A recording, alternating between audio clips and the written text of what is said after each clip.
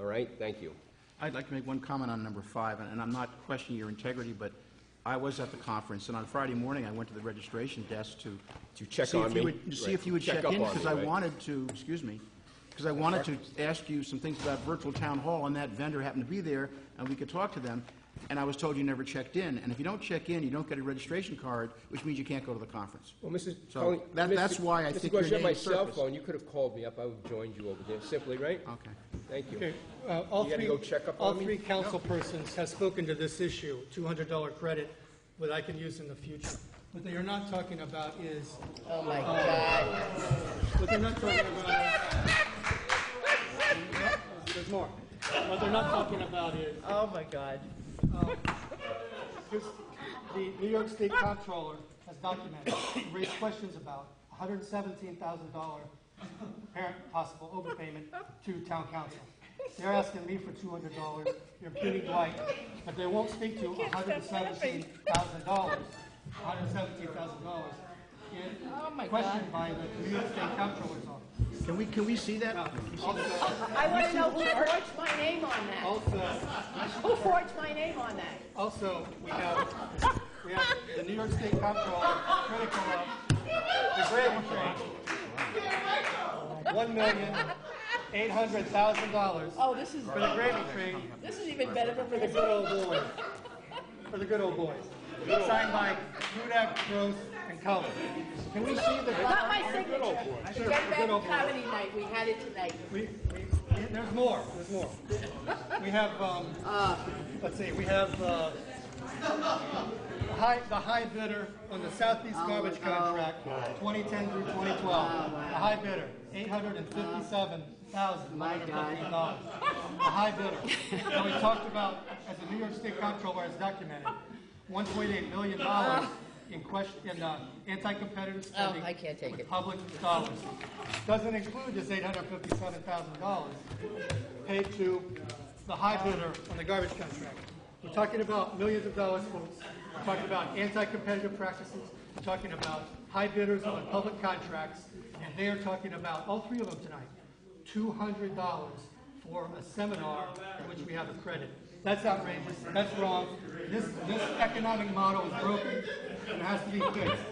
And what we have to do is accept public competition for public dollars as the comptroller's demanding. I have to leave because this beats last week. So let's move on. I just want to let you know, though, it's not my signature on there. So somebody forged it, and if it was produced by the supervisor, I don't know. We're going to have to look at that one. And in addition, just so that it's clear, you know, that the $200 issue, it's not money. It's called integrity. It's called giving your word. It's called honoring your commitments. That's what it's called. And it's not called big plaques and you know, talk about trying to get rid of an elephant. But at this point in time, you know what's real important? What's real important is that we don't politicize these meetings, but that happens every week. That lady that just came by and she said, what are we doing, gravy trains, etc.? I don't know. But I do know one thing. I do know one thing. There's one of the people here that wanted to speak at the September 23rd meeting, and for some reason or another, I thought maybe that there was going to be an apology extended to that individual who's here tonight, and said, hey, maybe you want to come up now and you want to say what you said, what you wanted to say then after standing at the podium for 45 minutes. I haven't heard that either. That's part of what I call integrity. It came up at this meeting, openness, and I didn't see anyone say anything like, sorry, Mr. Schwartz, because you should have been able to speak. And should I have made one of these big boards that said, come on, everyone who wants to speak, speak? No. You know something? That's what this is about. It's not about shiny placards. And I hope I don't have to see a voucher for that one. Yes, sir. Hi, my name is Greg Azaretti. Lived in Southeast my whole life, and I too, just as Jake, write for 10509.org. I just had a comment since Councilman Yee brought it up, the issue of not taking a raise. And I know this is something that Jake touched on before, and Supervisor Wrights declined to comment on. And I was just wondering, I mean, I just feel like it's a pretty clear-cut issue. Councilman Yee is going to tout the fact that he gave back his raise. Maybe tonight you guys can, all agree that you won't take a raise next year. I think it's, probably a genuine thing to do, regardless of the fact that you guys are arguing about $200, and that might not seem like too much. I think all your raises combined, it might not be even a percentage point in the budget, but it goes to stand for itself, and that it makes an important impact. So I was just wondering if any of you guys have a comment on if you intend to not take a raise, or I know there's contract negotiations and all that, but even if you do get a raise, if you intend on giving it back. Just so you're Yes, sir. All right. Go ahead, Bob. We have, we don't have a contract with the town. There's two unions that represent the majority of the town workers. One of them's the CSCA. They represent the town hall workers and recreation staff, some of the other officers. Then there's the Teamsters 456. They represent the highway department workers.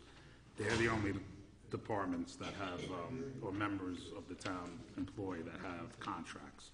They have a contract that gives them raises of 4% for next year. We are speaking to them to see if we can maybe defer that or something like that. But as far as me personally, no, next year I am not going to take any raise. I will make sure in January I don't get more money in my paycheck. And I can't imagine taking a raise when we're discussing laying off and terminating people. Sir, I agree also that as we discussed earlier, and not everyone was in the audience earlier when we talked about it, my budget as presents a 0% raise for department heads. In other words, all department heads are treated the same, and no one's getting a raise. With respect to non-union and non-managerial, I included a 2%. There's only a few employees with that status, a 2% raise for them. And as we discussed, there's a present and existing contractual obligation for a 4% raise for union folks. And as Bob mentioned, and we're chatting with them about whether or not there may be an opportunity for savings there. But I'm more interested in, since you guys, specifically you, Supervisor Wright, since you are the budget officer, and you, created the preliminary 2011 budget. I was more interested in you guys, if as a statement, if you're willing to not take a raise this year. Yes, sir. No raise. I'm a department head, and as I see it, we all are. And so I'm included in the. And pardon me if I didn't make that clear earlier. I'm included in the zero raise. Well, then maybe I'm just confused. I mean, I'm new to the whole public meeting process, but in comparing the preliminary budget to the adopted 2010 budget, the last page lists the salaries of you, the town board, the town clerk, justices, and there's a difference between your salary in 2010 and your proposed salary in 2011. It's an increase. So I was that's what I'm talking about. There is an increase in my office because our assistant works. Our assistant is billed through my office for budgetary purposes, and since she's non-managerial, non-union, she's a candidate and it hasn't been finalized. So your salary is paid through your salary. So my salary would be the same, and hers would, if it's approved, hers and the other persons who are situated identically to her, non-managerial, non-union, would receive a 2% raise. So that couple $1,000s added onto your salary is going directly to your assistant, not to you. No, it isn't added to my salary.